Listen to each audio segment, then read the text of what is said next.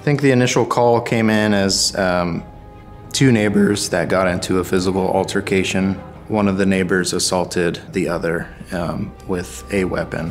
While we were talking to that individual, the suspect male from upstairs started to come down the stairs, and he saw us, immediately turned around, ran back into his apartment, and then slammed the door.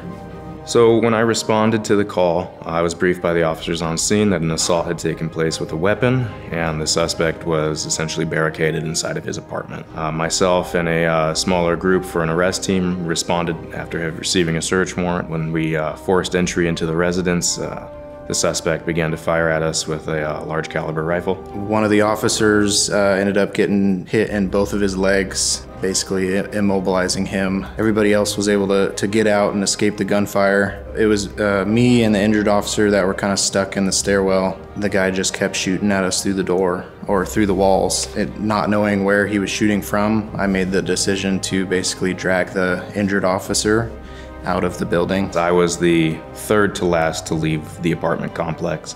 And as I got out, I could see there was still active gunfire going on inside the residence. I realized that there were still two people that weren't accounted for. It was at that point I started to run back up the stairs to the apartment complex, where I observed Officer Schaffer trying to drag the injured officer out of the apartment entryway. At that point, I ran inside and assisted Officer Schaffer. First thought going through our mind is we need to quickly evaluate what's injured, what needs to be treated, and how it needs to be treated. It was very obvious that he had sustained a severe injury to one of his legs, but we couldn't fully evaluate what was going on with the other leg. But there was obviously one leg that was a pressing concern that needed to be addressed.